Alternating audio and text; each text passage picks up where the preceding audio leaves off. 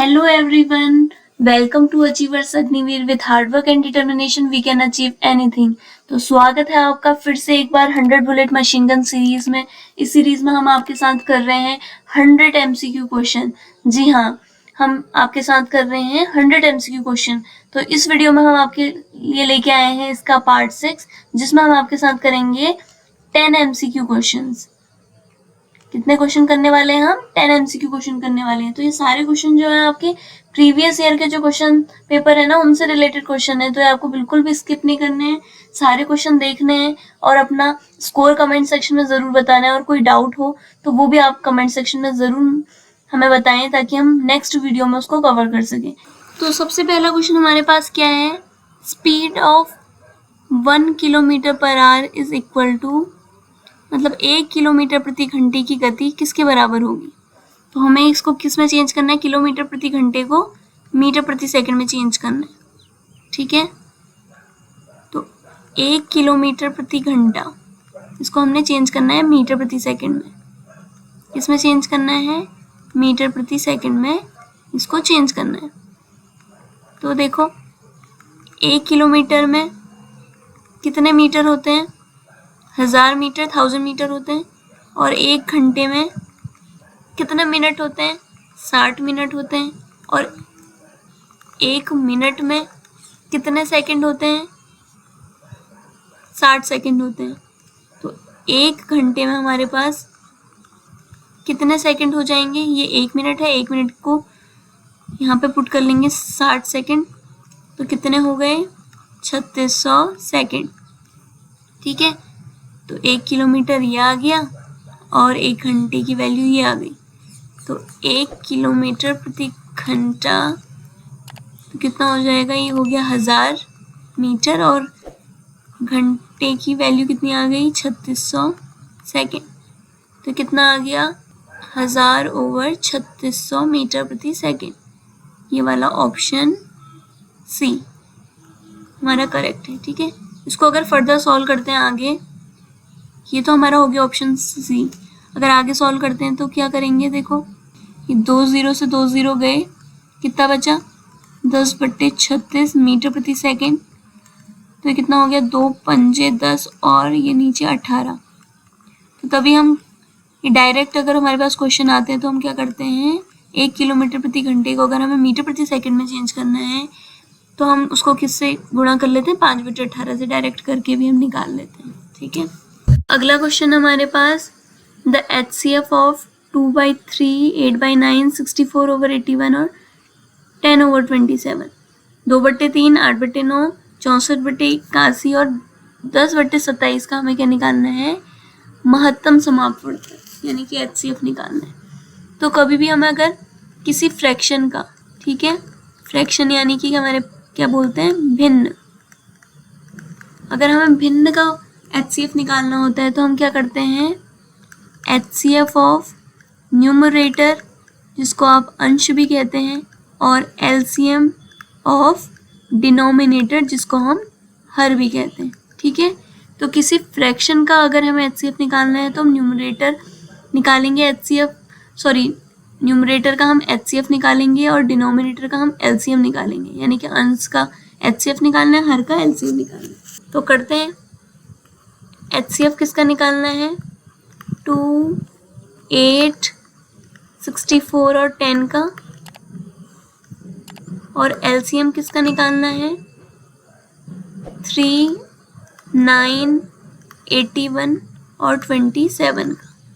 ठीक है, अब 2, 8, 6, 64 और 10 का हमें क्या निकालना है? HCF तो क्या आ जाएगा? ये 2 × 1, ये हो जाएगा 2 × 2 × 2, ये हो जाएगा 4 × 4 × 4, यानी कि ये भी, इसमें भी 2 × 2 × 2 × 2 × 2 × 2 हो जाएंगे और ये 2 × 5 हो जाएगा। तो क्या कॉमन आया इनमें? सब में 2 कॉमन आया, तो इजीली 2 आ गया। अब इनका हमें निकालना है LCM। 3, 9, 81 और 27। 3 × 3, 3 × 3 9, 3 × 2 6, 3 × 7 21 और 3 9 27। फिर 3 से जाएगा, फिर 3 से जाएगा, 3 दिया 3 कम 3, और लास्ट में फिर से 3 से ही जाएगा, 3 कम 3, तो क्या आ गया 3 दिया 9 और 3 दिया 9, 9 आ गया, तो कितना आ गया 81, 2/81 हमारा क्या आ गया 2/81 हमारा HCF आ गया, option B. So next question is the simple interest on a sum of money at 8% per annum for 6 years is half the sum. ठीक है, the sum is ये निकालना है हमें। किसी राशि पर प्रतिवर्ष 8% ब्याज की दर से 6 साल के बाद उस राशि का आधा है, वो राशि क्या है। यहाँ पर होना चाहिए था किसी राशि पर साधारण ब्याज, किसी राशि पर साधारण ब्याज प्रतिवर्ष 8% ब्याज की दर से 6 साल के बाद उस राशि का आधा है, वो राशि क्या है। ठीक है, तो देखो राशि जो स्टार्टिंग में थी, यानी कि जो सम स्टार्टिंग में था उसको हम मान लेते हैं कि वो P था, यानी कि मूलधन या जिसको प्रिंसिपल कहते हैं। अब रेट दिया है 8%, टाइम दिया है 6 ईयर का, और बोल रहे हैं कि जो सिंपल इंटरेस्ट साधारण ब्याज था वो राशि का आधा हो जाएगा। राशि का आधा यानी कि सम जितना था उसका आधा, प्रिंसिपल का आधा। तो इतनी इंफॉर्मेशन तो हमें गिवन है, हमें निकालनी है कि राशि क्या थी, यानी कि सम कितना था, पी की वैल्यू निकालनी है कितनी है। तो ऐसा ही यानी कि साधारण ब्याज का फॉर्मूला सबको पता है क्या होता है, PRT ओवर 100, वैल्यू पुट करते हैं, P/2 हो जाएगा, ये हो जाएगा P, R की वैल्यू 8 और T की वैल्यू 6 ओवर 100। अब देखो P से P कैंसिल आउट हो जाएगा, तो हम इसे फर्दर सॉल्व करेंगे तो वैल्यू तो निकलेगी नहीं कुछ, क्योंकि हमें निकालनी है P की वैल्यू और P तो कैंसिल आउट हो गया। तो यहाँ पे क्या है हमारे पास, डाटा इनएडिक्वेट है, अपर्याप्त जानकारी, इनसफिशिएंट जानकारी है यहाँ पे, तो क्वेश्चन फर्दर सॉल्व हो ही नहीं सकता। ठीक है, तो ऑप्शन हमारा डी करेक्ट है। सो next question is in 10 years A will be twice as old as B was 10 years ago.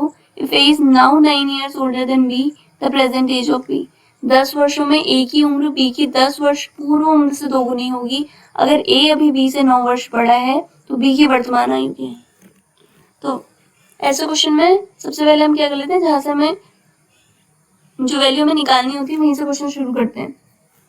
तो हमें क्या निकालनी है, प्रेजेंट एज यानी कि वर्तमान उम्र निकालनी है बी की, तो वहीं से शुरू करते हैं कि let present age of B x year ले लेते हैं। ठीक है, वर्तमान आयु कितनी है, बी की एक्स ईयर है। ठीक, अब बोल रहे कि तो ए की वर्तमान आयु कितनी हो जाएगी, A is now 9 years older than B बोल रहे हैं ना, नाउ मतलब अभी, ए अभी 9 से बी से 9 वर्ष बड़ा है, तो ए की प्रेजेंट एज कितनी आ जाएगी, x प्लस 9 ईयर। ठीक है, अब क्या बोले कि इन 10 years A will be twice as old as B was 10 years ago। क्या बोल रहे हैं कि 10 वर्षों में A की उम्र B की 10 वर्ष पूर्व उम्र से, तो A की अभी उम्र कितनी है, x प्लस 9 है, तो 10 वर्ष बाद यानी कि 10 साल के बाद A की एज कितनी हो जाएगी, अगर इसको A डैश ले लेंगे तो कितनी हो जाएगी, x प्लस 9 तो अभी है, 10 साल के बाद 10 साल और ऐड हो जाएंगे ना, तो x प्लस 19 हो जाएगी। A will be twice as old as B was 10 year ago, और B की अभी एज कितनी है, x है, तो 10 साल पहले कितनी रही होगी, x माइनस 10 रही होगी ना। तो ये क्या बोल रहे हैं कि इन 10 years A will be twice as old as B was 10 years ago। 10 साल के बाद यानी कि A डैश कितना हो जाएगा, दुगना हो जाएगा किसका, B जो 10 साल पहले था, यानी कि B डैश। A डैश मतलब x प्लस 19 और B डैश कितना, x माइनस 10। इसको सॉल्व कर लेते हैं हम, x plus 19 is equal to 2x minus 20। तो अब x वालों को एक साथ लेके जाते हैं, ये जो अगर 19 प्लस 20 इधर आ जाएगा ना, और ये x उधर चला जाएगा, हो जाएगा 2x माइनस x 39, और ये x, तो x की वैल्यू कितनी आ गई, 39। हमें निकालना यही था, वर्तमान आयु निकालनी थी बी की, और वो क्या लेके चले थे हम, एक्स लेके चले थे, तो कितना आ जाएगा, बी की वर्तमान आयु 39 ईयर्स, 39 साल, option C. So next question is, in an examination 80% of the student passed in English, 85% in mathematics, and 75% in both English and mathematics. If 40% student failed in both the subject, find the total number of students. यहाँ पर 40% नहीं होना चाहिए था, 40, question में थोड़ा सा mistake है, ठीक है। एक परीक्षा में 80% छात्र अंग्रेजी में उत्तीर्ण हैं, गणित में 85% और 75% दोनों अंग्रेजी और गणित में। अगर 40 छात्र दोनों विषयों में अनुत्तीर्ण हैं तो कुल छात्रों की संख्या बताइए।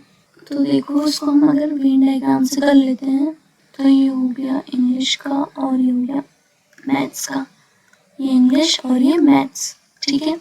अब क्या बोल रहे हैं, 80% छात्र अंग्रेजी में उत्तीर्ण है, यानी कि पास है। इंग्लिश में कितने हैं, तो सबसे पहले ना जब भी हम वेन डायग्राम करते हैं तो हम कॉमन लिखते हैं कि दोनों में कितने हैं।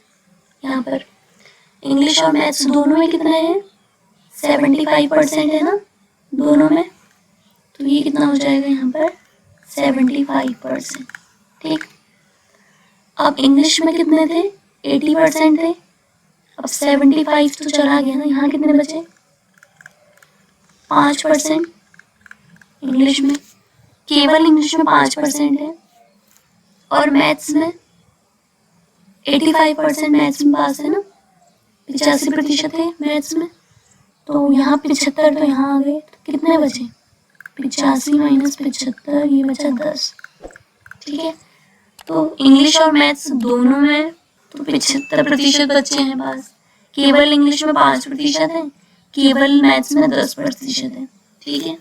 तो कुल बच्चे जो पास हैं वो कितने हैं, जितने पास बच्चे हैं 5% ये हो गए, 75% ये हो गए, और 10% ये हो गए, तो ये सारे बच्चे क्या है, पास बच्चे हैं। जितने बच्चे उत्तीर्ण हुए हैं तो कितना हो गया, 75, और ये 5 80, और ये 90, तो 90% बच्चे क्या है परीक्षा में उत्तीर्ण है, पास है। अब इन्होंने क्या बोला है कि if 40 student failed in both the subjects, 40 छात्र दोनों विषयों में अनुत्तीर्ण है, तो कुल छात्रों की संख्या बताइए। तो टोटल तो कितने होते हैं, 100% बच्चे होंगे, उसमें से 90% बच्चे क्या है पास हैं, कितने बच्चे फेल है, मतलब 10% बच्चे फेल हैं, और ये 10% है किसके बराबर, 40, 10% बराबर किसके हैं, 40 बच्चों के जो अनुत्तीर्ण है। ये 10% अनुत्तीर्ण बच्चे थे जो फेल थे, और ये 40 बच्चे वो हैं जो फेल थे, तो दोनों बराबर ही होंगे। तो जब 10% की वैल्यू 40 आ रही है तो 100% की वैल्यू कितनी आएगी, 400 आ जाएगी ना। 10% किसके बराबर है, 40 के, तो 100% किसके होगा, 400 के। ऐसे समझ में नहीं आ रहा तो ऐसे कर लेते हैं, 10% 40 के, तो 1% कितना हो जाएगा, 4, 1% 4 है, तो 100% कितना हो जाएगा, 4 × 100, 400, ठीक है। तो कितना आ गया, कुल छात्र कितने हैं, 400 है। So next question is question number 6. If the radius of a circle is increased by 75%, then its circumference will increase by. अगर एक वृत्त की त्रिज्या में 75% की वृद्धि हुई है तो इसकी परिधि में कितनी वृद्धि होगी, ठीक है। मान लेते हैं कि ये हमारे पास क्या एक सर्कल है, सर्कल जैसा ही मान लेते हैं इसको, इसकी रेडियस या त्रिज्या कितनी है, r है, ठीक है। तो इसकी सर्कमफेरेंस यानी कि परिधि कितनी हो जाएगी, 2πr हो जाएगी, ठीक। अब क्या करना है, इस रेडियस में कितने का इंक्रीमेंट हो रहा है, कितने की वृद्धि हो रही है, 75% की वृद्धि हो रही है, तो नई रेडियस या त्रिज्या को हम r' बोल लेते हैं। तो कितनी हो जाएगी, r + 75% की वृद्धि हो गई ना, तो कितना हो जाएगा, r + 75/100 गुणा r, फिर कितना हो जाएगा, r प्लस हो जाएगा 25 तियाँ 75, 25 को 100, 3r/4, तो कितना हो जाएगा, 4r + 3r हो जाएगा 7r/4, ठीक है। तो नई रेडियस कितनी आ गई है, 7r/4, ठीक। तो मान लेते हैं कि जब रेडियस r' थी तो सर्कमफेरेंस कितनी हो गई, c' हो जाएगी। अब हमें क्या निकालनी है, सरकमफेरेंस में कितने की वृद्धि हुई, कितने परसेंट की वृद्धि हुई। तो ये परसेंट में वृद्धि निकालते कैसे हैं, ठीक है, या जिसको हम इंक्रीमेंट बोलते हैं। कैसे निकालेंगे, क्या आती है हमारी नई परिधि आई, उसमें से पुरानी परिधि को माइनस करेंगे बट्टे पुरानी परिधि गुणा 100, ठीक है। ये हमारी ओल्ड सरकमफेरेंस को माइनस किया है किसमें से, जो न्यू सरकमफेरेंस आई है, अपॉन में न्यू सरकमफेरेंस इंटू 100, ठीक है। अब 2 पाई आर डैश हो जाएगा यहाँ पर, और ये कितना हो जाएगा 2 पाई आर, और नीचे भी कितना 2 पाई आर इंटू 100, ठीक।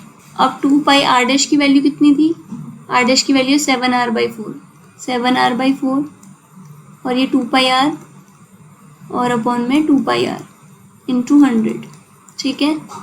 अब 2 पाई आर सब जगह से कॉमन आ जाएगा ऊपर से, तो ऊपर कितना बचेगा 7/4 - 1, और नीचे कितना बचेगा 2 पाई आर इंटू 100। 2 पाई आर से 2 पाई आर कैंसिल हो गया, ये कितना आया 7 - 4/4 इंटू 100, तो कितना आ जाएगा 3/4 इंटू 100, 4 से 100 गया 25 टाइम्स, तो कितना हो गया 25 इंटू 3 75, 75% की वृद्धि हो गई है, ठीक है। जब रेडियस में 75% की वृद्धि हुई थी, तो सरकमफेरेंस में भी कितने परसेंट की वृद्धि हुई है, 75% की वृद्धि हुई है। तो ये हमारा आंसर है। Question number 7, what is the value of 7/9 of 45, 45 का 7/9 क्या होगा। अब ये जो ऑफ है और यहाँ जो का है, इनका मतलब क्या है, मल्टीप्लीकेशन, ठीक है, गुणा। गुणा जो होता है, इस का मतलब गुणा है और इस ऑफ का मतलब क्या, मल्टीप्लीकेशन है, ठीक।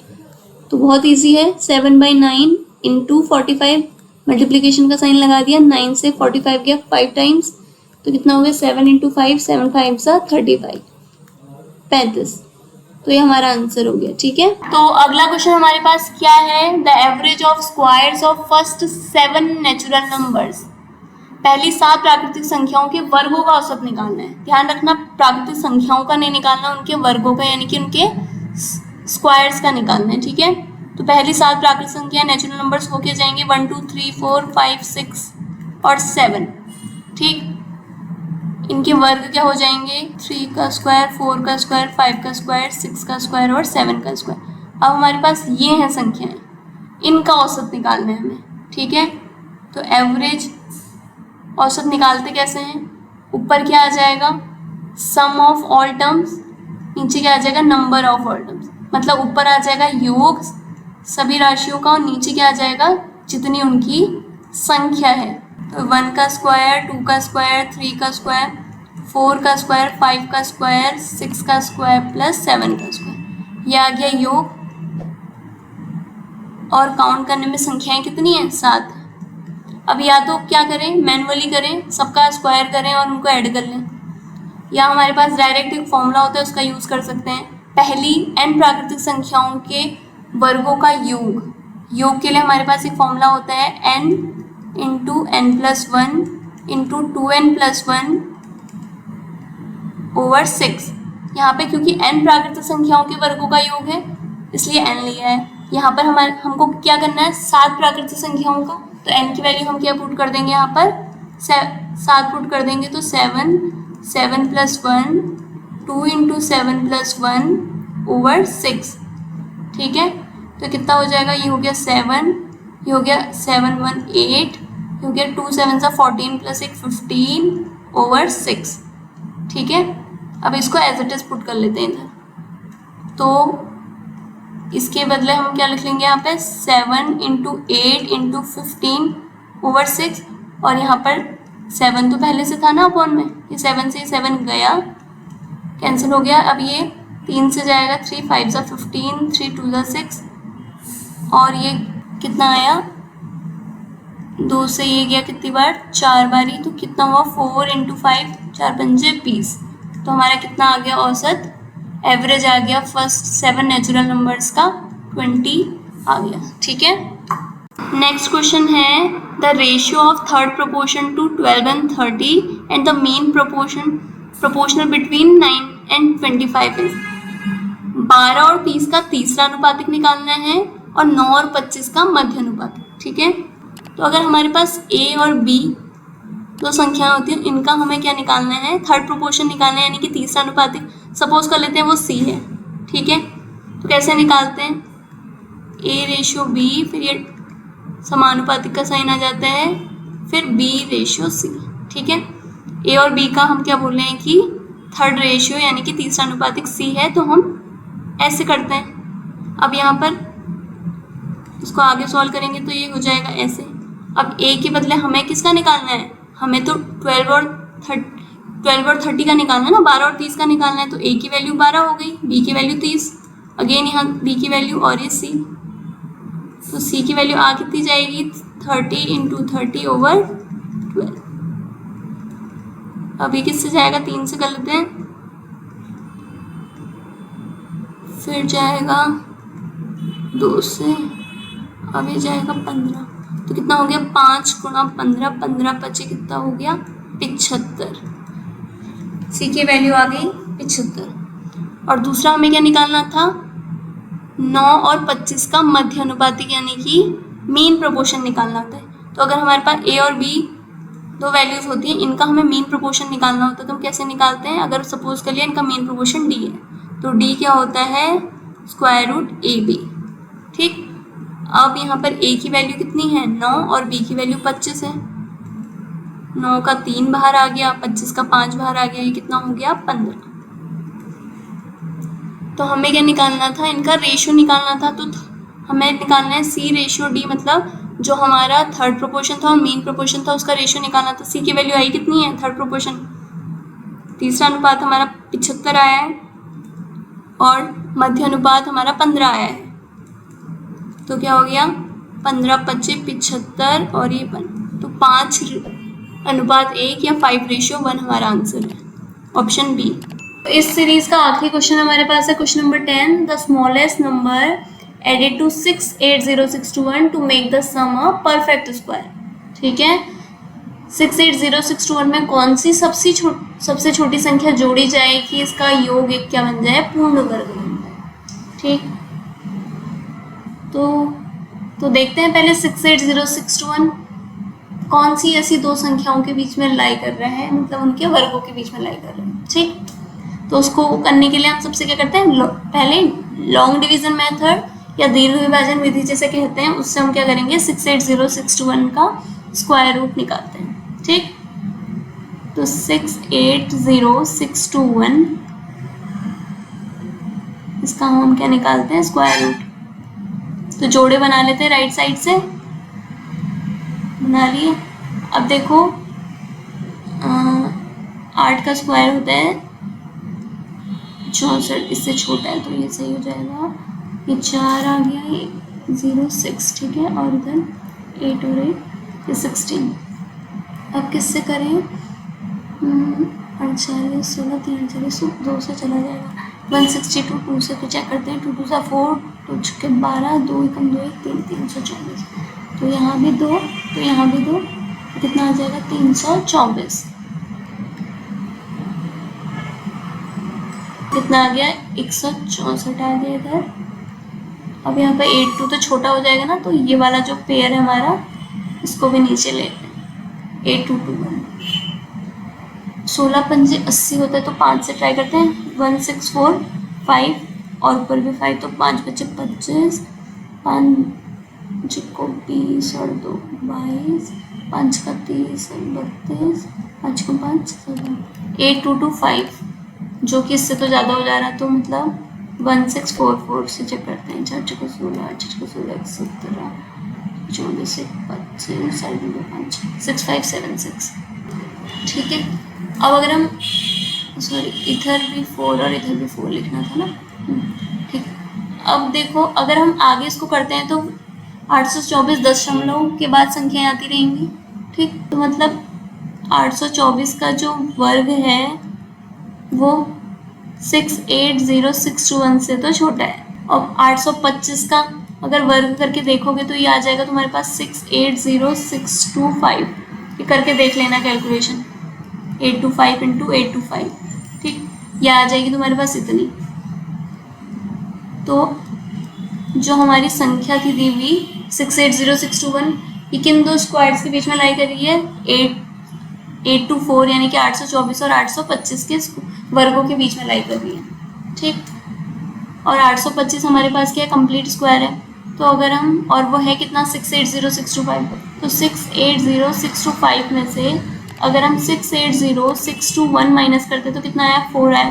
मतलब जब हम इसमें 4 ऐड कर लेते हैं तो ये क्या आ जाएगा? कंप्लीट स्क्वायर आ जाएगा। ठीक है, तो हमारा आंसर क्या आ जाएगा? 4 आ जाएगा, ऑप्शन ए।